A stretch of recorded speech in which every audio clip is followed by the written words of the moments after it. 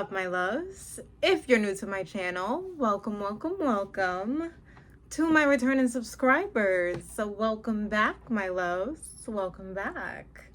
First thing, I haven't posted any of the videos I've pre-recorded. Don't come for me. I'm gonna edit after this and I'm gonna schedule them. I got y'all. I really do. Second thing, today is what? Today's the 20th, Thursday, June 20th. This is what, 3 days post Chris Brown concert, and y'all, I'm still in cloud 9. Like, how could I not be? I still find myself in my phone like this, just staring at the videos I captured in awe of y'all. I love that man. Anyway, since I was in elementary school, I've been Team Breezy. Why not? Yeah, I'm still in cloud 9, on cloud 9. What? But I'll put something together at the end of this for you guys to see what I experienced. It was a vibe.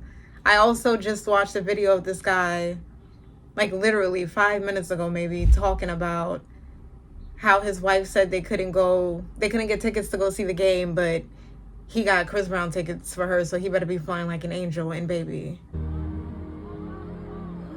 an angel he was flying like. Did y'all see that? Okay, so let's get into the video and then I got you guys. Stick around. Oh, please don't forget to like, comment, subscribe, and follow me on social media. It should be at the top or the bottom. I'm not sure yet, but it should be on the screen. You guys know how they say you need to have like the ratio, you need to be following less people, have more people following you. Yeah, no, that's not how my brain works. I've tried it, but if I see something I vibe with or someone I vibe with, I like the energy, I want to follow them. What if I don't come across their page again? No. So I would need you guys' help to get me to that correct ratio, because I don't want to unfollow anybody again. I'm not doing that. I'm not. So today's video, it's gonna be deathbed confessions to nurses.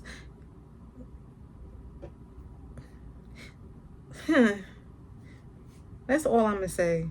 These stories, I think it was Kaya, I can't remember who I was watching yesterday, and I'm gonna see if I can react to her reacting to the hospice stories. But yo, the wickedness, people. Yeah, let's get into the video. I'm sorry, you guys. I realize I don't have my... I'll be right back. Okay, I'm back. I realized as soon as I hit play, I didn't have my AirPods in. I'm trying to figure out why I couldn't hear the video. But I got that together real quick. Let's try again. One more time. Screen record. See, I should have been doing that already. My bad. I'm sorry. Okay, a mess. Here we go. Deathbed confessions to nurses, story times, TikTok compilation. Let's get into it. Nursing school doesn't prepare you for the number of elderly patients who will casually confess to decades-old murders. I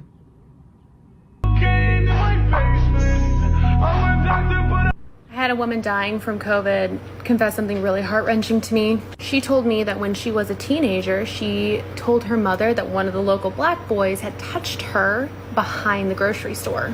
And in 1936, Louisiana,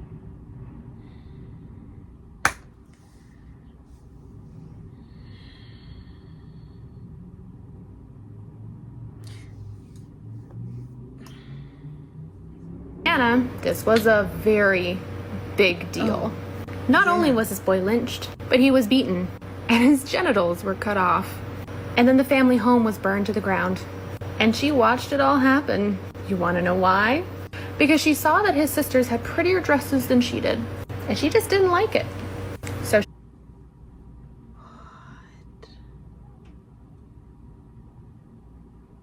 Did y'all hear that? I'm gonna run that back. Because what? were cut off. And then the family home was burned to the ground. And she watched it all happen. You want to know why? because she saw that his sisters had prettier dresses than she did, and she just didn't like it. So she lied. And then it clicked.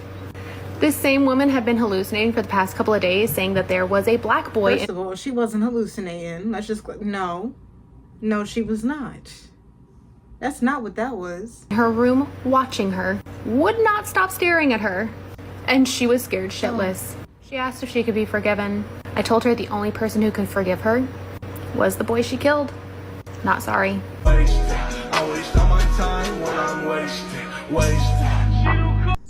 So y'all, this ain't wrong, okay?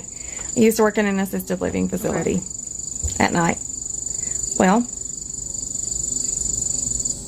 I go in one night, and the staff before me is like, oh yeah, we got a new admit today. Her name is, we'll call her Jean. Her name is Jean. You'll love her. She's so sweet. I meet Jean. Jean is super sweet. 1 o'clock in the morning rolls around. Old sweet Jean's strolling up the hallway, and she goes, hey. I said, hey, Jean. She said, do you have a butcher knife? No, I don't. Well, what do you need it for? Well, that's what I killed my husband with. Oh. Gina. Okay. It sounded like I said Gina. Miss Jean? Miss Jean, hold on.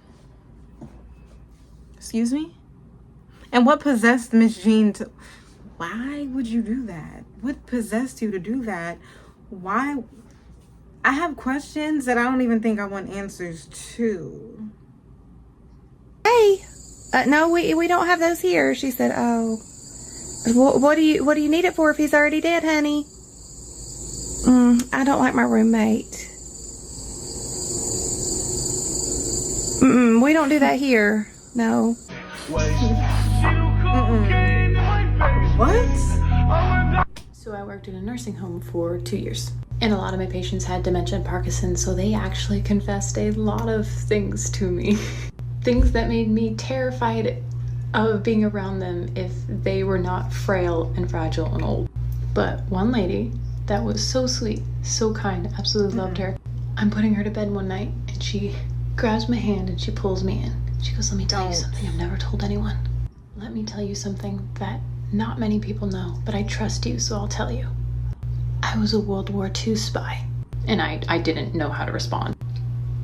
I killed over 50, 60 men in about a week. There's a reason we were terrified when that woman found a knife a few months later.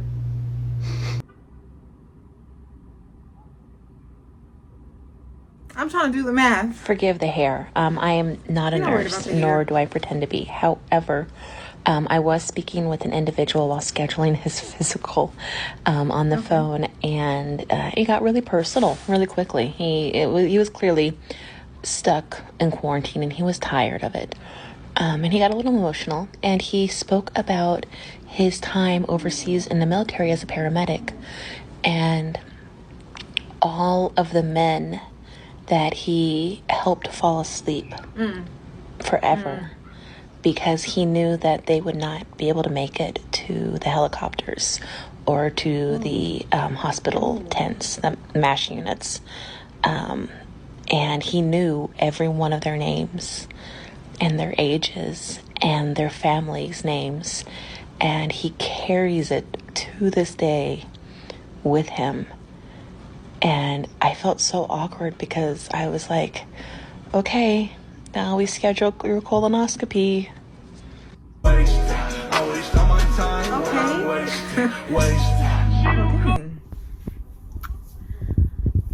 One second, I gotta close my door. Okay. I had a man Right. who admitted how often he cheated on his wife and how often he hit his wife. So I said, I'm like, it's okay to let some things die with you, right? I've had a woman who, she lived out in the country. Why would... And she was married 3 times. Okay. And each one of her husbands died.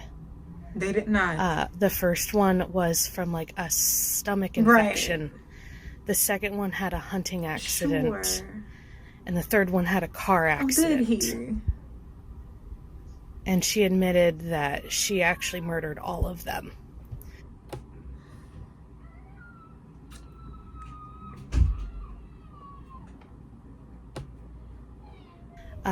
We had another one. Oh, she has more? Where, and I actually saw it in your comments, but I've heard this. A woman's first husband was incredibly abusive. Okay. And she actually gave me this advice. She's like, if you ever marry an abusive man, honey, you need to get a horse. And you need to make sure that your husband learns to ride the horse. Because horses are great covers for head injuries. What else? I had a woman who said her best friend came to her and said, you know, my husband's abusive. And she's like, don't worry, we got it. And they shot him in the back of the head, dismembered him, and then threw his body parts into different parts of the Mississippi River. The Mississippi? Mm-hmm. Oh, not she heard me. What? The Mississippi River? The Mississippi River? Y'all dismembered. Oh.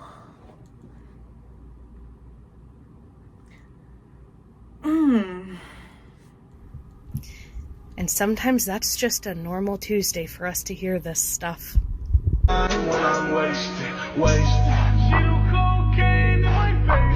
Oh yeah, that is definitely a thing that absolutely nobody talks about enough in nursing.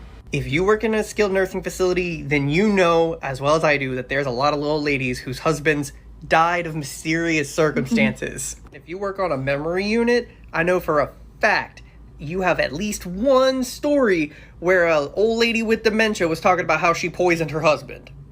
A lot of little ladies have killed their husbands in like the 60s and 70s and got away with it, and like they get dementia and then they confess to it all and they're just not with it and they have no idea. It happens actually a bit more frequently than I think a lot of people realize, and we all just kind of brush it off and we're like, that's nice, Joanne, it's time for pudding cups. Yeah. Wow. A lot of women killing husbands, abusive, not abusive. That, okay, first of all, I was watching true crime and a true crime documentary that pissed me clean off. So I decided I'd come react to some videos with you guys. This just pissed me clean off. What do you mean? What do you mean? What do you mean? We'll try again in another video. Let's try something positive, right? Let's try to do that. If you have any comments, any recommendations, sorry, comment down below. Please. What? If you've made it this far, thank you for watching. Thank you for hanging with me. Thank you for clicking on my video, giving me a chance, vibing. Thank you for being yourself. Thank you for being beautiful. Thank you for being just amazing. Thank you for being yourself. Please don't forget to stay blessed, stay beautiful, stay amazing, and most importantly, stay true to yourself. Please. You're great, and don't let anybody else tell you otherwise. No.